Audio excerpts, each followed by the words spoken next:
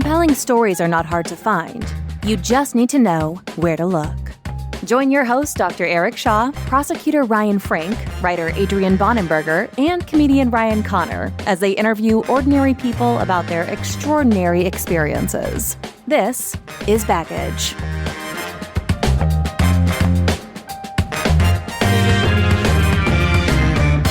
All right, everybody. So welcome to Baggage. And our guest today is Patrick Glen, who is formerly what I would call medical examiner, works with the Office of Chief Medical Examiner or Coroner's Office, also a medical death investigator in various states, Pennsylvania, Virginia, Maryland, Washington State.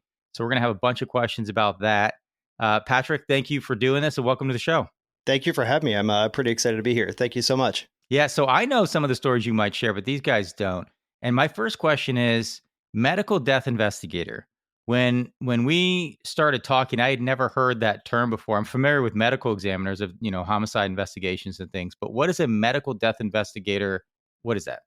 Sure. So to actually, it is a medico, I think it's a made up word, but it's a medico, MEDICO, medico-legal death investigator. Correct. Yeah. So it is I was a forensic investigator, but I only investigated death. Unnatural and suspicious deaths. That's it. My job was not to find out who killed somebody, or it was why is that person no longer alive. So law enforcement has their forensics units. They do bullets, fingerprints, all assaults and robberies and stuff. I only investigated death. That's it. So I was the liaison for the forensic pathologist. That's the doctor that does the actual autopsy. So I was the one that was going out in lieu of the doctor going out to the scenes. So I would go out and I would do a full forensic investigation, scene investigation, pictures, interviews with family and witnesses and anybody else involved in the scene. And I would transport the decedent back with me to the medical examiner, coroner's office, or wherever it was. And then the doctor would do the postmortem examination that day, the next day after the weekend was over. And whatever the doctor would find at their autopsy alongside toxicological findings, as well as what I would find out at the scene, the doctor would come to the conclusion, also known as the cause and manner of death. Yeah, so cause could be natural, homicide, suicide, accident, undetermined, and then manner could be anything else. Natural due to ASCVD, which is arteriosclerotic cardiovascular disease.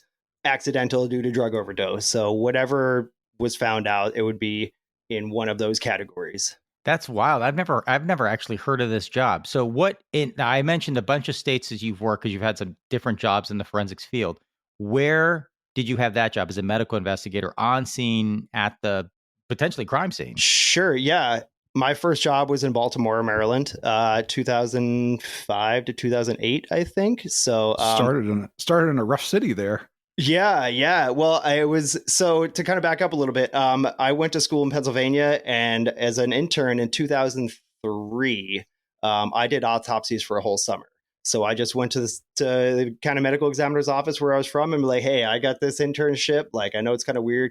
What can I do? He's like, yeah, you can hang out and help us do posts for the summer. So I was like with medical students and like just some 19-year-old, 20-year-old kid that would never happen. But they let me come in and do autopsies for a whole summer. And then I went back to school back in 2004. And I interned at the local coroner's office. And that's where I got a lot of my scene investigation experience from. So that's where I started learning how to talk to families, because that's a huge part of my job, is talking to family members out on the scene. And then, so my school was about 45 minutes north of Baltimore. And I went down and I had my interview, and I only got hired because I was the only person that had dead body experience. So it was like a very niche field where like it was before the CSI effect rather. So like CSI was kind of around, but everyone like didn't quite, there was no real like forensic degrees. There was no real studies to like into the field investigation part of this. So like anybody that had dead body experience, they were pulling in. And yeah, it was like nothing I'd ever seen before. Let me ask you a question, because I know Ryan's going to ask a bunch of technical stuff. Okay. Because I've heard people who work in national politics say that Veep is the actually most realistic, DC politics show. I've heard some doctors say that Scrubs is the most accurate medical show, like in terms of like dynamics and stuff. Is there any show in your world, because there are 5,000 of them, are there any of them where it's like, this is pretty right on? It's Bones, right? It's totally Bones. When I was working in Baltimore, they filmed The Wire in my office. So I was working upstairs doing graveyard shift and investigations, and they would be down in this autopsy suite filming all their autopsy stuff. So The Wire, because that was it. That was like, we would be out going out to, me and my coworkers would be out going to scenes at 3, 4, 5 in the morning. And then we'd pop around a corner and they'd be in this like dilapidated area doing shots at whatever time in the morning. But it was all based on like stuff that happened in the city. So Baltimore. And then prior to that, you had Homicide: Life on the Street. Also David Simon. Yep. So The Wire is, and that's me working like they're there. Yeah. I just rewatched that show. So what were there storylines that were based on things that like you actually encountered working in Baltimore, like the bodies in the houses and stuff like that? Was there anything like that? All of it. Every single one of it. It's all like, I from what I was told, a lot of the actual calls are the scenes in not a lot of them, but a good amount of them are based on actual cases, or like kind of pieced together and like fictionalized from real cases that happened. But yeah, a day for me is going to, a couple overdoses, suicide, some kid found unfortunately disposed of in a dilapidated house somewhere. Like, yeah, it was like, I had never seen anything like it in my entire life. Like upper middle class guy from Long Island, New York, and then going here, and it was like, it's the juxtaposition between these two like areas that I lived was just incredible. It was really super eye-opening. Yeah, I bet. Let's get into some of that, because again, I've never heard of this forensic investigator on the scene. So you were doing that stuff in Maryland and Washington State, right? Correct. Did you were in the Virginia Office of the Chief Medical Examiner? Was that was, you didn't go on the scene there did you? Yes. So all three. So there's you have a coroner system, and then you have what's called a medical examiner system, and sometimes you have a hybrid system, and then sometimes you even have like a thrice hybrid system of the DA, coroner, and just like the medical examiner system. So a coroner system is a political system. The chief coroner is an elected official.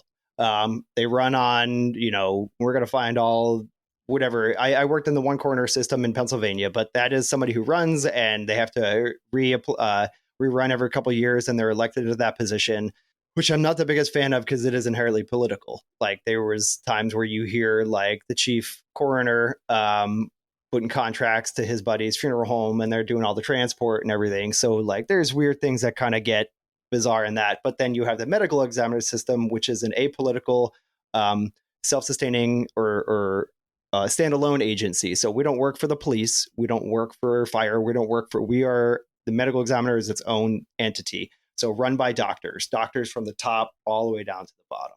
So that's it. They don't care. Like maybe they need to go and get funding and whatever, and they kind of be political in that way, but like they're not elected. They are a position that is run by doctors, and it's supposed to be from the top down, all about the sciences of forensics and biology and anatomy and all that stuff.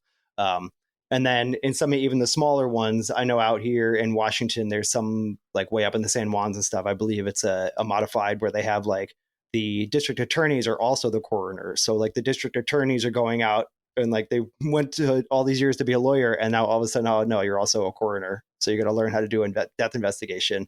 But then they'll hire out their pathology. So they'll bring in a doctor to do all the autopsies and everything like that. So it's like kind of two separate systems working together. Okay. All right. I said, let's get into it, and then I didn't get into it. So trigger warning, we're going to be talking about suicides during this episode. Cause I know that's gotta be a big part of showing up to scenes. Correct. Of all the years that you worked, how often would it be something where you had to see? I mean, you're let me say this: you're showing up to death scenes, right? It's all death scenes. So when you're showing up, how often is it self-inflicted wounds of some kind? Oh my gosh. I mean, I'm going to say generally daily. But also it's kind of, I'm going to kind of like So that with a caveat, just depending on what system I was working in. Like, just to be pedantic, in Pennsylvania, I was on an on-call system, so I didn't have a call every single day.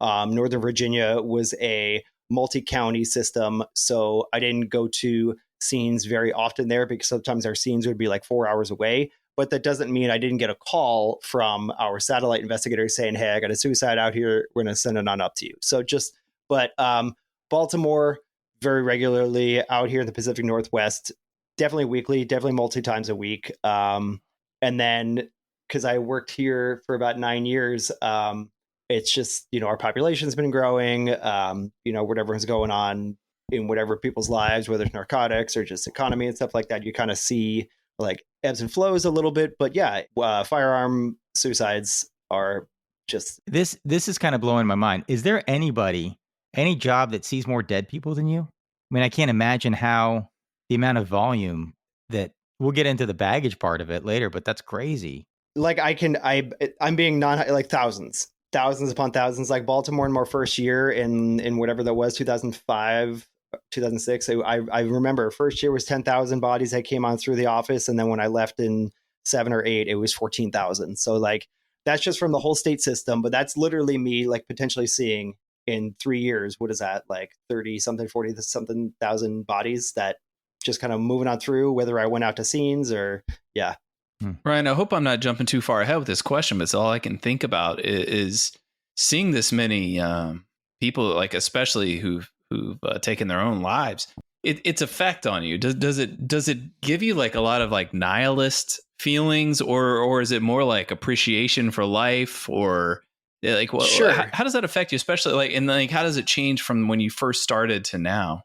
I mean, prior to getting into this, prior to kind of going to say where like Baltimore changed me in as far as like looking at community and socioeconomic problems, stuff like that, like this industry, this field has certainly kind of changed my mind. I was always like, if you kill yourself, you're selfish, or you are the worst person. I cannot believe you would do that to anyone else. But just like, dude, it's more nuanced. Like people, I can't, if that person thinks that they need to go, if that person thinks like, are there people that are kind of being cowards about it sometimes? I still feel like that possibly, but there are too many people that are so sick, like physically and mentally, or they're just in situations where they can't get their way out. And like, they're in this Kafkaesque sort of life where like every single decision they make just gets worse and worse and worse and worse. Like I wouldn't do it, but I understand it.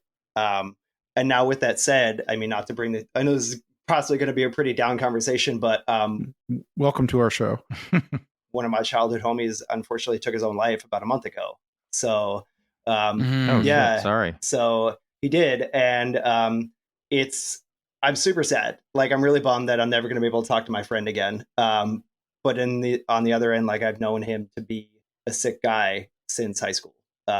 Seemed to be getting better, seemed to be getting worse, but it's just like, damn, man, I wish you didn't do it. But like, I know, I guess I get it. Like, you have a unique perspective too, because you talked about interviewing people. So you end up, say you come to a suicide, you see the aftermath, probably some pretty grotesque scenes, and then you're talking to family members as well. How do you do that? What does that conversation look like? You got to be that sponge. Like, you got to be that. You have to give a piece of yourself. And are you breaking the news to families, or you're trying to understand? Often, yeah. So I'm like, I mean, I can't tell you how many times younger sibling finds their other sibling home, after unfortunately taking their own life, and then I get there, and then parents just are pulling up right when I'm getting there. So I got to be like, I got to talk to you guys, like, and I got to do that, and it doesn't get any better, because then it's going to be like, because there's that initial shock, and then we're like, okay, well, now sit down, tell me everything you know, like, has he done this before? What happened after he did this last time? You said he left you a text, or you said he had a weird Facebook post the other day. You got to show me that so I can show that to the doctor, so the doctor can use that as evidence to prove that it wasn't suicide. And then I got to be like, when they're like, I need to see him, I got to be like, no, or I can't say no. I can't deny it, but I could be like, are you sure? Like, and then when it doesn't, when it's not getting through, because like you try to use real words, they are dead. They're dead. It looks like a suicide. I found a gun. Like, I'm using these big words that they can like latch onto, and and realize the finality of the situation. And then when that finally just doesn't get through, it's like, hey, I need you to know, like, your son has this wound that is so horrific that I don't think you should see that. Somebody has to do it. And somehow it was me. So are there any particular scenes you showed up? I mean, you're talking about thousands of scenes you've probably been on. Any ones that stick out in your mind of they just kind of set themselves apart for whatever reason? I'm asked this question a lot. I am. Like, I usually have, like, you know, I got people that I'm seeing sometimes that, like, whenever I meet new people on this, like, interesting party trick, it's like, Patrick's had this really weird job. Let's have him tell me all these really weird stories. We can relate. So I've got like a couple that I've got a couple in the bag that I'm just kind of like, sure, I'll tell you this weird thing. But like, seeing my first autopsy was super interesting just because, like, it was just such a confusing perspective. Like, my father was a court reporter, the guy in the courtroom with the little computer that would type everything up. And like, he would tell me stories about back in the 70s. He used to go out and they used to get him to take statements from pathologists and stuff. So anyway, that's how he got, when I was 16, he pulled some strings and he got me to see my first autopsy. So I've been involved in this since I was like a teenager. So he got me to our local medical examiner's office through a friend, and we were just walking around and they opened up a door. That's kind of how we are. So like, that kind of like, almost like it was such like a New Year's Day cold plunge that it just like kind of shocked me into like, okay, well then that's it. Like, this is how it's going to be. I didn't get sick. I didn't faint. I didn't have any sort of adverse effect. But then to kind of compound on top of that, that was like my base layer of just knowing I could take this. And then it just kind of like started getting on top of that of like how much more I could take. And I remember seeing my first homicide, which was one of the Gilgo Beach victims, actually. There's a killer over on Long Island that was, he was unfortunately murdered a bunch of women in like the late 90s, early 2000s, and put them into like the Atlantic, and they washed up on shore on Long Island. And it was a victim who had been decapitated, had her hands and had her feet removed, and her arms and legs were bound in wire behind her back. And that was my first, like, I'd always been a kid that's into like horror movies and like hardcore punk and like death metal and stuff like that. But this really put the emphasis on like, yeah, this is really stuff that happens out there. So it was like just this, I don't know. It wasn't like that's on the TV screen. It's like, no, there are people out there that are doing stuff like that. And it was just, I don't know. It's just kind of stuck with me that, it's local. This isn't somewhere, this isn't in like, some weird town that I've never heard of, or like in the city. This is just right down the street.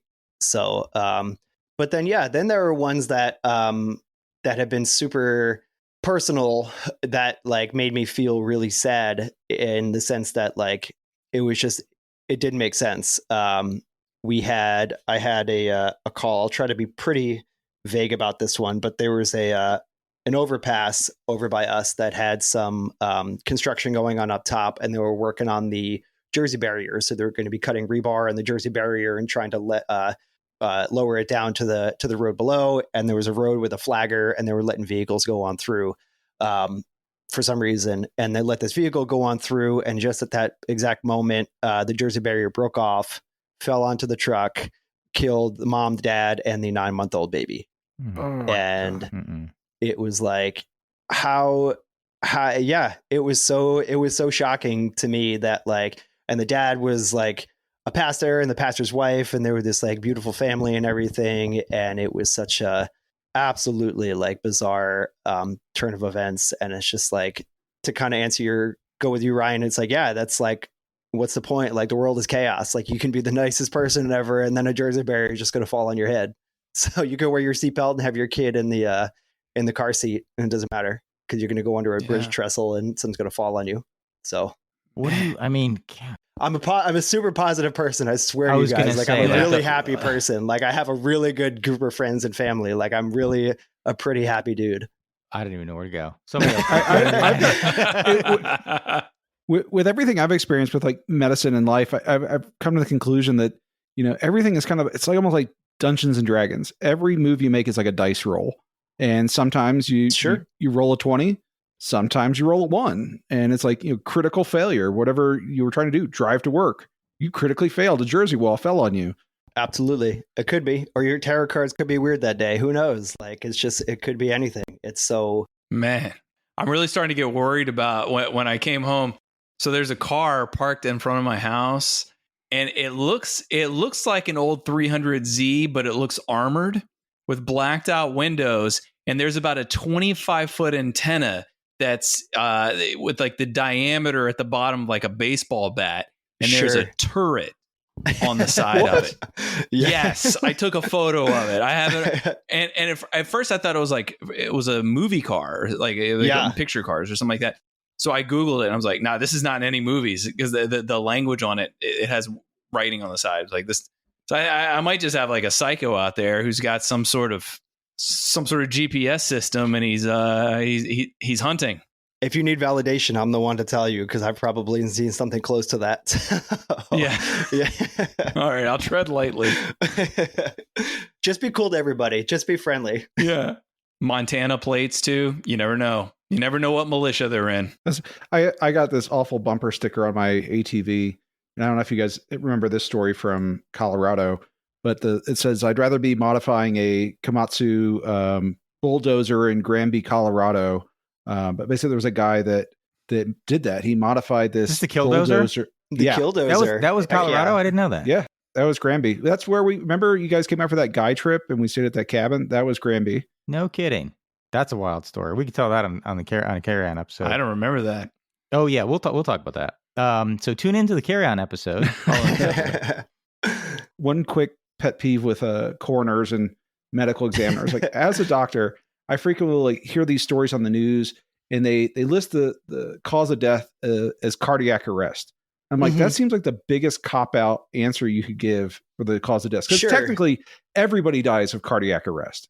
That's the mechanism of death. I don't disagree. That's the mechanism of death. Like, is it respiratory arrest? Is it cardiac arrest? Yeah, that's the actual, like, metaphysical reason that your body's dying. But no, you need to have, as far as the offices that I've worked in, that's not one. They'll put something, if they want to do generic, that, like I said, little CAD, coronary artery disease, or arteriosclerotic cardiovascular disease, or dilated cardiomyopathy, just some sort of that generic makes sense. Cardiac those are thing. but those are more specific. Just saying cardiac arrest is like the biggest cop-out thing where it's like, correct. It's not, because it's not a cause of death. It's not a matter of death. It is the mechanism of which that person's no longer alive.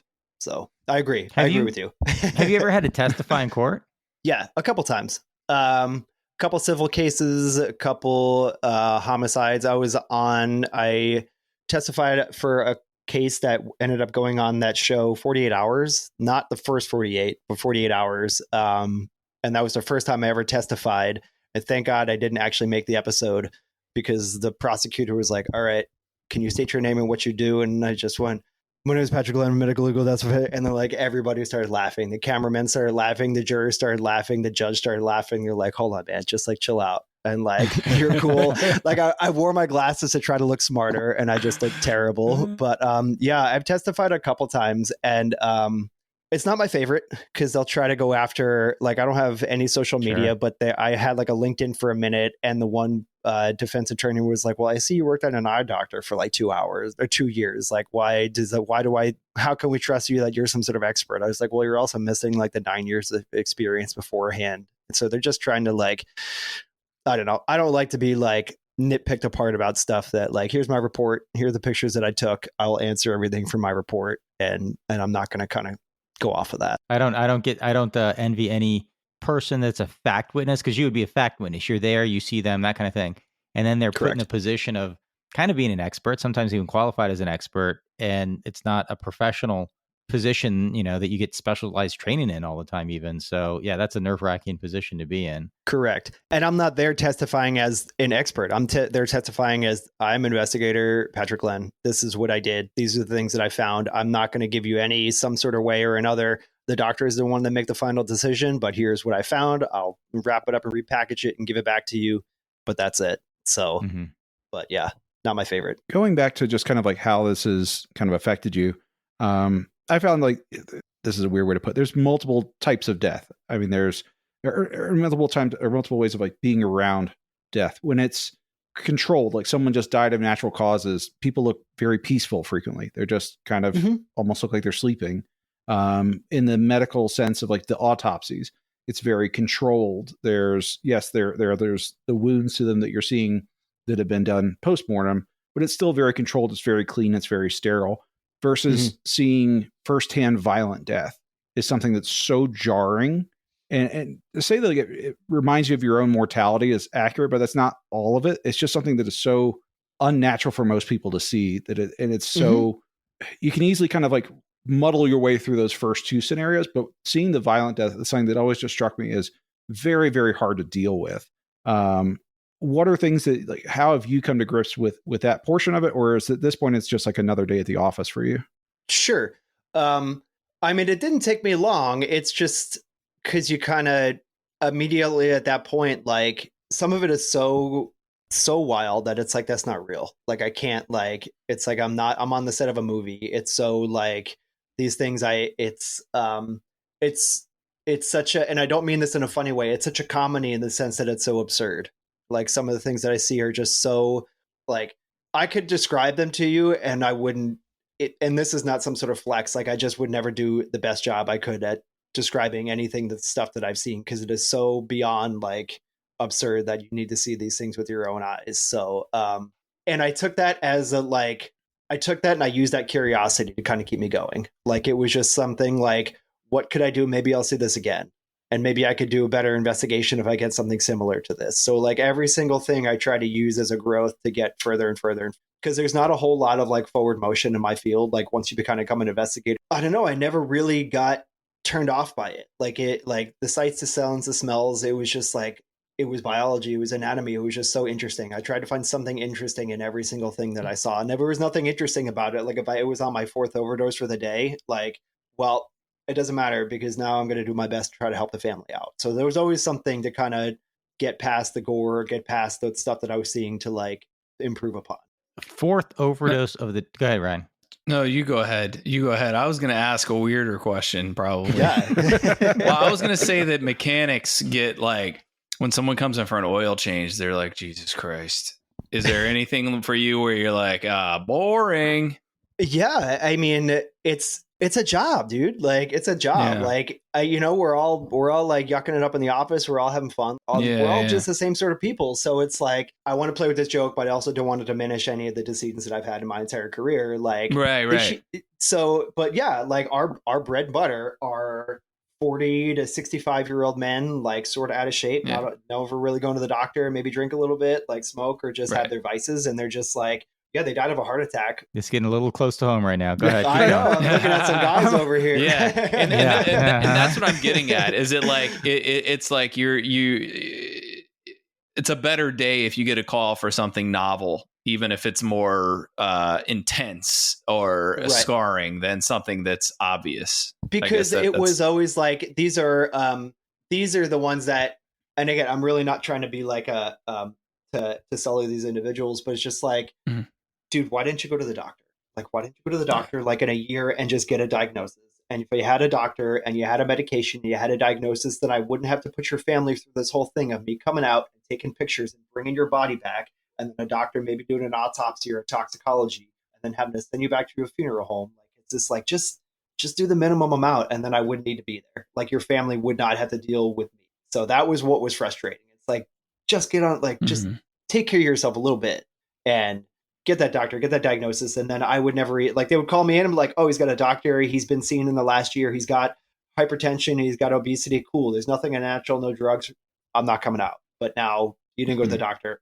1984 wasn't supposed to be a guidebook, but here we are. If you think living in a dystopian hellscape is kind of scary, you're going to love Band Camp, a comedy podcast where we read banned books and try to figure out why they were banned in the first place. We've tackled Fahrenheit 451, Slaughterhouse-5, and now, because we're basically living in an Orwellian sequel, we're reading 1984. Banning books isn't just stupid, it's dangerous, because when the facts get erased, the lies take over. And that's why we've got ourselves a fact-checking robot to help us separate the truth from what they call alternative facts. New episodes drop every Tuesday and Thursday. Search Bandcamp, that's band with 2 N's, and start listening today. before they banned podcasts too. The weird stories things just reminds me. Have you guys seen the movie Clerks? Yes. You know, Oh yeah. when he talks about it, he's like, yeah, my cousin broke his neck trying to suck his own dick as aunt found him there, balls resting on his chin. He's like, wow, he actually made it. He's like, yeah, but what the price? But then later there's a coroner tagging the guy at the store, and they're like, what's the weirdest? This has got to be the weirdest thing you've seen. She's like, no, I once tagged a guy that broke his neck sucking his own dick. That might not make the episode. We'll see. Eric likes to interject these apropos of nothing. I don't got that exactly one, but like there's been some weird things out there, man. Let's talk about that. What, like when you say absurdity? Thanks. Anyone been fucked to death by a horse? Jesus Christ, guys. Let's right the ship here. Was this a loaded question? So, because wait, hold on. That wasn't rhetorical. What? I just want. Okay, I just want to see what we can keep in the podcast. I want to know what the answer is now. So the year before I moved out here, there's a town out here called Enumclaw, which is the county above mine, and there was a gentleman who had relations with a horse, and he died. And the individual that did the post was an old pathologist that I work with. So you said had relations with a horse. You don't have to church this one up. Relations. He made love with the horse. The male horse made love to him. Male horse. Oh my God. And then there's a documentary about it. I think it's on Netflix or something. That was a fake one, but that was in your office. That's what I'm saying. That was in the county above me, but that doctor came down to work in my office. But like, that's what I'm saying. Life is so absurd that you could throw something at the wall and it's a thing. Yeah. And I've probably seen it, but I had a gentleman who was a doctor. Sorry, Eric, but also said that he had a problem with impacted bowels, and he died because. Hold on, I gotta walk this one back. Do you want to go down this route? Because this one isn't like it's something up the butt, and he died. Yeah. Okay. Yeah. That's fine. I mean, we can be respectful of the dead and still tell the story. I will be respectful. So, and I'll be very vague. Although they wouldn't know. This was a long time ago. But so we got called out for a potential homicide. We had an individual who was prone, face down, arterial blood all over the wall. In the arterial spurts. Going all the way down, and I get there, and there's this gentleman face down, rear in the air, with like a metal square pipe sticking out of his rear end. And it was like this dude, something happened. Somebody killed this guy. He was a physician, like whatever. But that's not my job. My job is to document that scene, to find out a way to bring that individual back with the pipe in place and all that stuff. So I bring it back in. And the doctors do their post, and I saw that it came out as like accidental. So that, not a homicide, whatever. So I guess what the story was, this gentleman just pleasured himself that way. And that's what he did. But his family fought us to court because they said, no, he had an impacted colon, and that was the only way that he couldn't do it. And enemas didn't work or anything like that. So there was this embarrassment that this death certificate was going to go out, but that wasn't going to be on the certificate. That's what was going to be in the report, because that's what the investigation found on law enforcement side and our side. So they were upset. Yeah. It reminds me of David Carradine. David Carradine. That's what I was just about to say. Yeah. I was playing with that. Like everyone was like, no, he wouldn't do that. And then his family was like, no, he was totally into that. Like that. It makes sense. I thought it was the family was like, no, you guys aren't telling us anything. And wherever it happened, Thailand or something like that, like, okay, something guys, like that, we were trying to protect you, but here's the full story. And they're like, oh, whoops. Yeah. So asked one too many questions. Yeah. That's Dr. Eric, you have any medical advice on avoiding that artery if any of our listeners are... Lubrication. No, that's the wrong answer, brother. Don't put metal things in places. Get your tetanus shot. Oh, lubrication is terrible medical advice. Just lubricate the blade. Jesus. Every ER doc I know has stories about just like things they've had to pull out of people's asses, and just the excuses like, oh, I slipped and fell. Right. Okay. I've heard that one. We have a nurse friend who found a Cornish hen in a lady. Mm-hmm. I mean, that's only a little chicken, so. It's not one of those roasters, Franken chicken. Got a Kenny Rogers roaster up there. Yeah. Now, if Ryan hadn't suggested what he thought was going to be a fake story about a horse, what would you say is some of the more absurd things sure that you had seen?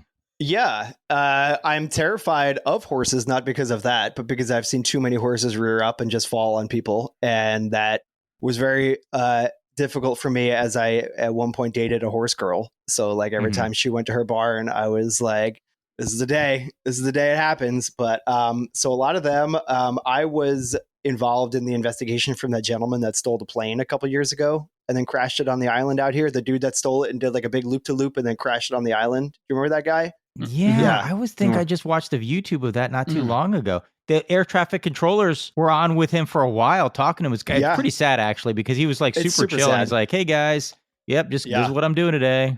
Yeah. A lot of bizarre stuff like that. Oh my gosh, the suicide people are super creative with some of their suicides. I had a gentleman decap himself. Hold on, let's back up. The gentleman that crashed the plane. Did you have you had involvement in that? Yeah, he was on. Yeah, he crashed his plane on the island. So then I had to go out every few days, for a couple days in a row and assisted with collecting what we could find. Okay, because you crash a plane, there's not going to be a whole lot. So over 3 days, I don't want to get super morbid, but are we talking about like 25% of his body or like no bits? Not. I wouldn't even say that. Yeah, maybe. I mean, I think our biggest part we found was like part of a hand or something like that. Okay. So, oh my God. Yeah. And that's another thing that's like, I think we talked about this in the email. It's like, I talk so cavalierly about like just the missing dismembered limbs and heads and stuff. That's just like, I'm almost so shocked when people are shocked, because it's so just, that's Patrick. He talks about dead bodies and it's just, yeah. So I'm going to say this as if we can relate. We can't. Where like office parties, I'll not office parties, but social parties or something like that.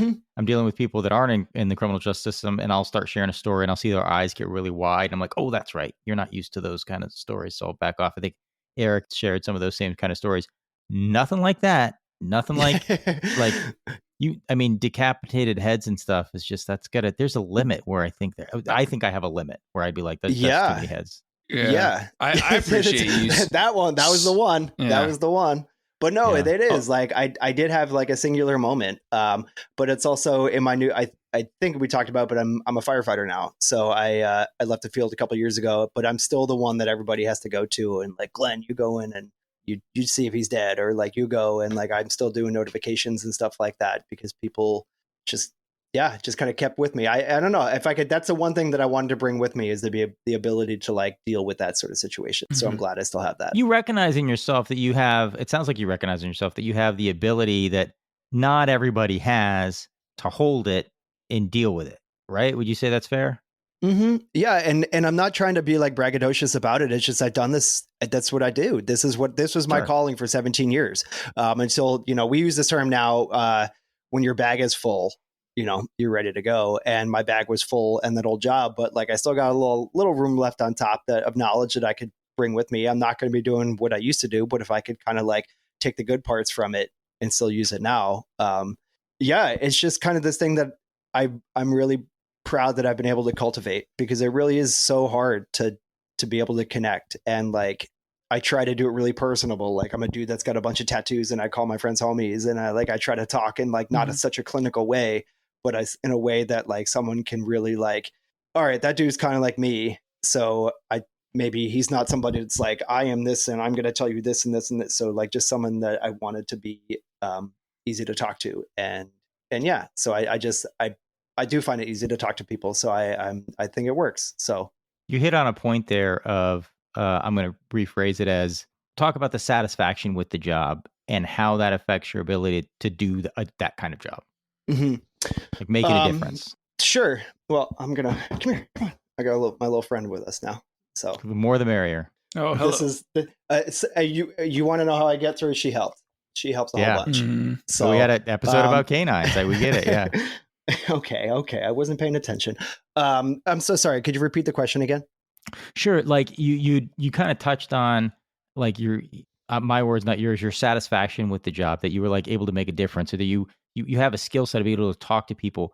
That, I guess, two-part. Do you feel like you were having a positive influence and having good outcomes because of the way you approached it?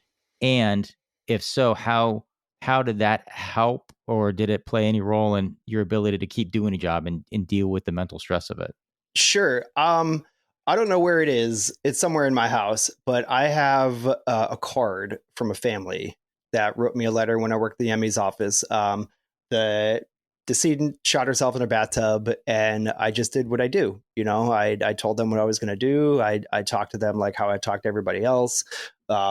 No more upset, no less upset than anybody else. But a couple weeks later, I get this little handwritten card, and that thing has been with me ever since. Like, that is the most insane thing to me. Like, this person lost their daughter, I think it was their daughter, to suicide, and I just did what I wanted to do. I just wanted to make them feel heard, and I wanted them to understand everything. And they took the time out of their day and wrote me a letter. Like, that blew my fucking mind.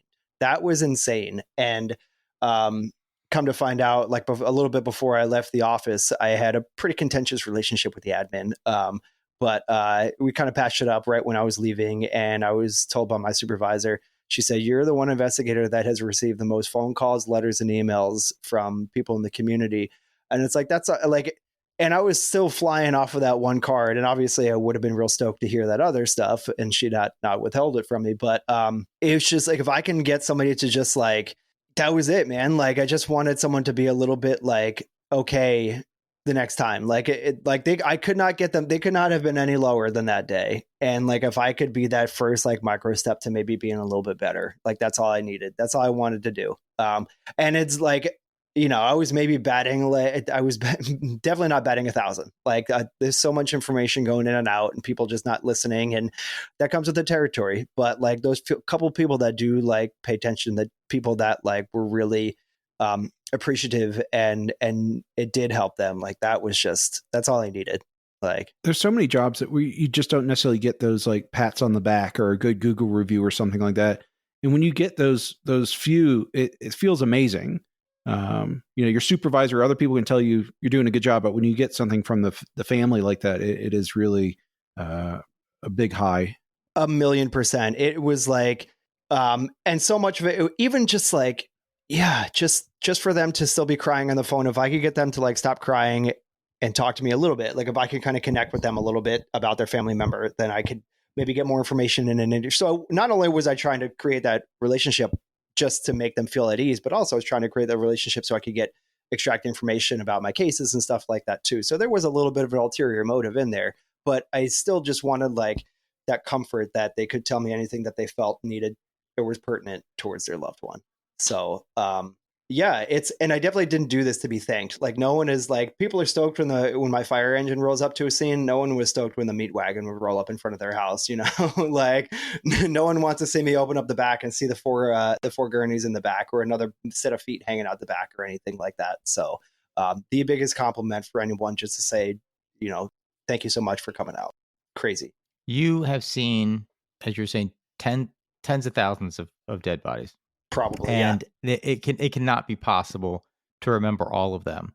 Do you ever have moments now, I don't know if it would be a flashback, but where all of a sudden something comes flooding back and you're like, God, I hadn't thought about that in forever. And you're shaking your head. So tell us about that.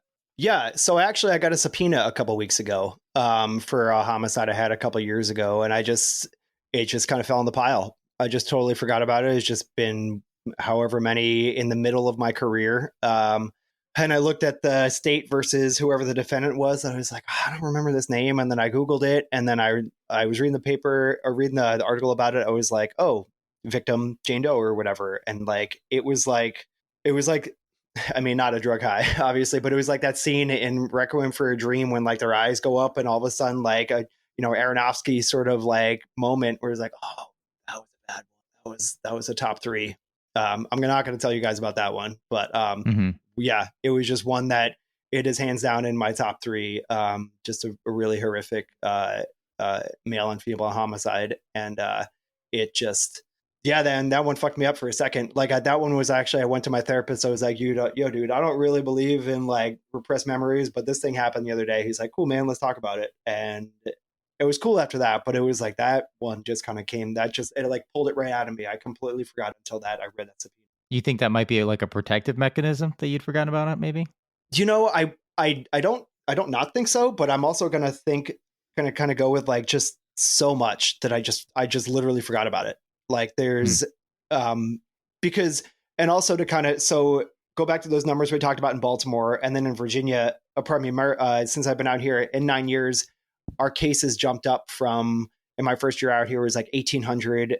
And then when I left, it was like 5,000 cases, but there was only like 6 or 8 investigators. So we're all doing like 2, 4, 8, 10 calls in our 10-hour shift. So it's just like, it's just too much. It's just so much, which I think is of saving grace. I think that's probably one of the best things, because it's just like, do you remember that suicide? You got a little more for me. Like, you got the gun one. Tuesday or Wednesday. People will say to me, "You remember Commonwealth v. Smith, that case you had where it was like this crazy case?" And I'll be like, "I don't." No. Oh yeah, you remember it was like a jury trial and like it went on for like 2 days and all this crazy stuff. I'm like, if you tell me the facts, I might. But like, it's crazy to think that it's something that is clearly the most important, impactful moment in a family's life, many people's lives, just gets lost in the shuffle. And what's crazy is, to kind of compound on that, I've run into families in the grocery store, and it's I don't remember you, but I'm glad to see that you're doing okay. I'm a pretty recognizable dude. So yeah, I've been recognized. I think it's like 3 or 4 times or something. And yeah, I just, I try to really do my best to try to remember. I think I might have remembered one because it was somewhat recent afterwards, but yeah, it's like, they will probably remember me for the rest of their lives. And I could not even tell you which Safeway it was that I ran into them. I've got a bit, not technical question, but just a logistics thing.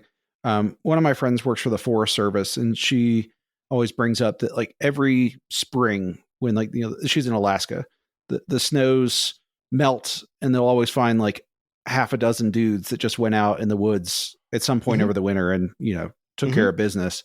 Is there a seasonality to some of the things that you see? And you talked about like trends as far as like, economy and drugs and stuff like that. Can you comment on any like quirky or weird trends that you've noticed? Sure. Yeah. I mean, to kind of also with that, I mean, Rainier, every single like late summer, early fall, when like all the super higher up areas where people summit, like we would get a couple people that thawed out from up there. I definitely know of like 4 more people are up there. When I was working there, there was a big party of like 6 that all died. And I think we only got 2 of them. So I know for a fact there's still 4 of them up there. And then the beginning of the summer, people jump into the lakes, and they won't realize that, it's cool. It's like 70 degrees out, but our lakes are glacial fed. So it's still 45 degrees in there. What happens? You just go into shock immediately or something, and then you're just like, you can't breathe.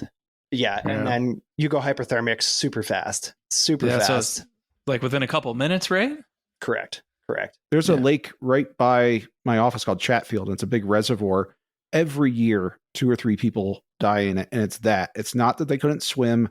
It's not that they were too far from shore, but the water's just so cold that they get hypothermic and, basically drown within, 2 to 3 minutes of being in the water. Sure. Yeah. We get a lot of, cause we've got a ton of snow out here. We get like tree well deaths out on the mountain and stuff like that I'd have to go out to. But also to kind of bring it back to like a little less quirky. I remember the summer that I worked, we had a really bad, 2 really bad heat waves. July, we had like a week of triple digits. And then August, we had 3 or 4 triple digits. And just the amount of socioeconomic situation definitely played a factor, because we had a lot of people in these apartments, the elderly with no fan, even no AC, and they're dying. And then we have our transient individuals living in their tents, and they're just, dying from exposure. And then Pacific Northwest, we get all the rain, it gets pretty cold out here. So a lot of unhoused people are dying from exposure in their encampments and stuff like that. So yeah. And then also summer things like car crashes and stuff like that. Heat is routinely listed as the most deadly weather event, but just no one thinks about it because it kind of happens over weeks and months, and it's sporadic. It's not like a hurricane or a tornado that kills a bunch of people, but like over the season, it kills thousands. It doesn't take much. Like if you're just an elderly obese COPD or something like that, like if you don't even have a fan and you're just gonna overheat and you're poor, you don't have a cell phone or something like that, you can't get anybody, you're living alone, no one's checking up on you, and then I'll get a call 2 weeks later because flies are showing up on somebody's window. So that's what we would get. I declared a guy in Richmond like that, where he'd been in his apartment for God knows how long. Actually, we did know because he marked his calendar. He'd been in there for 2 weeks just cooking. Not my favorite part. Man, God, we can talk for a lot longer about all the kind of pick a category of bizarre. I'd like to go back to, and salute you for spreading horse fear on our podcast, because I've been trying to let people know we should not ride horses. They are so big. Death by horse can come in many ways. Horses or cows. Like, I'll go to the fair. They're so big. Like, no. Keep your distance. What are we doing? What do it's, I'm going to stick up for horses here. I grew up with horses. I rode horses as a kid and stuff. And I've had a horse try to throw me or try to roll over on me or whatever. I mean, yeah, sure. It's a big. You're making our case. But I survived. I mean, even as a kid, I knew what to do. You just get. Oh, okay. You survived. Yeah. You also went to war. That you survived, but it's dangerous. Sure, I recognize the danger. Cars are dangerous. I was just gonna say, like we could talk about horses, but like people treat cars like they're just riding bikes down the street. People are so insane with cars. It makes no, like, now both in the Emmy's office and as a firefighter now, like the way people just don't care about anybody else or themselves on the road is just, I'm 60 miles an hour in the right lane for the rest of my life. Yeah. Like, and even then, like I said, and then a Jersey barrier could fall on my head. So I just like that I control the car I'm driving, though. It doesn't have a horse mind. Correct. I do think about that, like driving home from work and stuff. Like I try to be really safe because I got a family, but just the randomness of life that around that curve is somebody that was like got their head down on their lap, and that's it. I can't control that, so I got a bigger car. 100%. That helps. The drive home today, the guy in front of me was in a Toyota or not a RAV4, what's a 4Runner.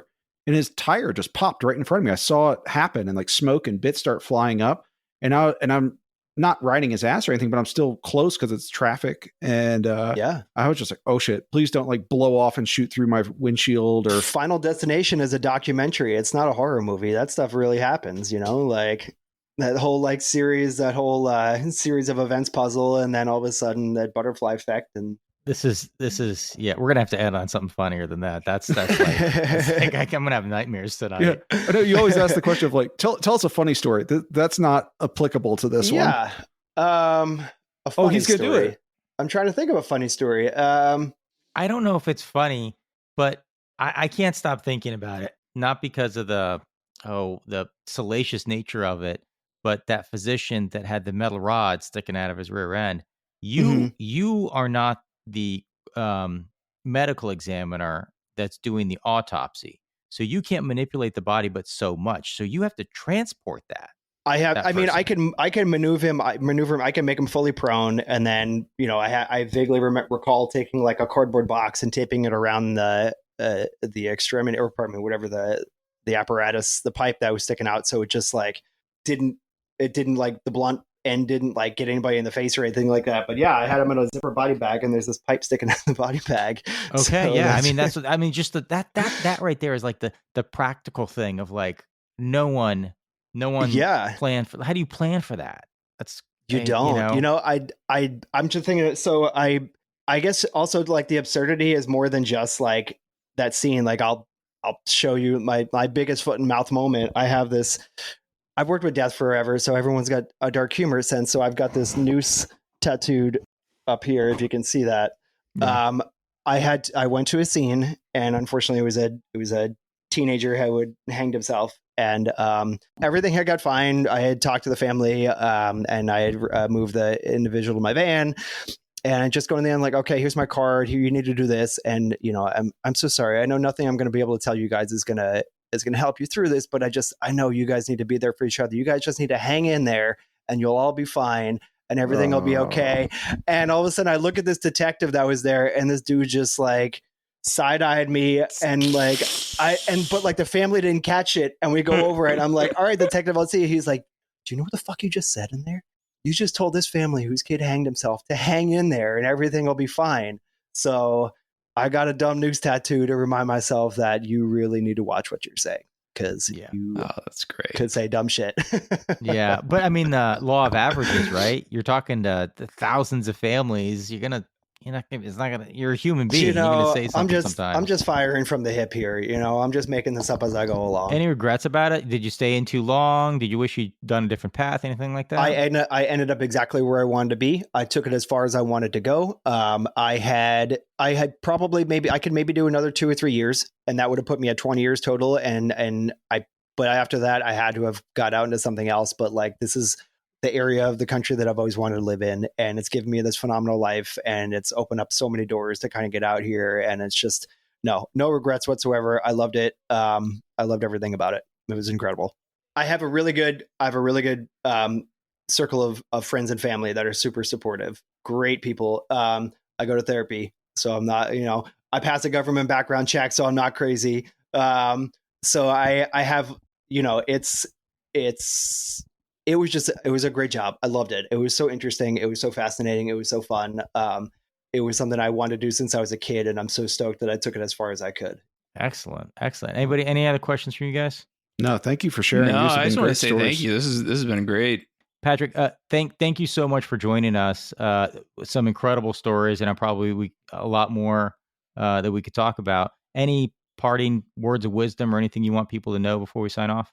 Yeah, absolutely. If you or any of your friends or your family is dealing with any depression or suicidal ideations or substance abuse issues, like, contact your local social worker, go to your local hospital, try to get in touch with your PCP, talk to your friend, talk to a therapist. Like, there's somebody out there. There's a crisis line for you. There's somebody out there that will listen to you. You don't want to end up with someone like me and coming up here and making dumb jokes about your stories. I want everyone to be okay. So somebody out there does care about you, no matter what you're going through. Excellent advice. And if you're in the United States anyway, you can call 988. That's the suicide and crisis lifeline. If you're having any of those thoughts. And I'm terrible with the social media, but we'll try to put some social media content up there as well. But Patrick, thank you so much for joining us. And Ryan, before we take off, anything you wanna plug? Yeah, on my website, I have a lot of dates. I'm going to be in several Canadian cities. Let's see, Ottawa, Toronto, Hamilton, Vancouver, Edmonton. In the US, I will be in Philly, Chicago, Minneapolis, Phoenix, and I'm leaving a couple out, but not intentionally. But they're on my website, ryanconnorcomedy.com. And you can also get my book, The Party. It's a novel. And you can check out my special, Live from DC, on Amazon Prime or Tubi. Yes, check out his book. It's timely. You didn't mean it to be, but it's very timely. I hoped it wouldn't be. Anyway, I'm actually rereading 1984. It's less funny than your book, but yeah. Anyway, thanks, guys. And thanks again, Patrick. And we'll see everybody next time.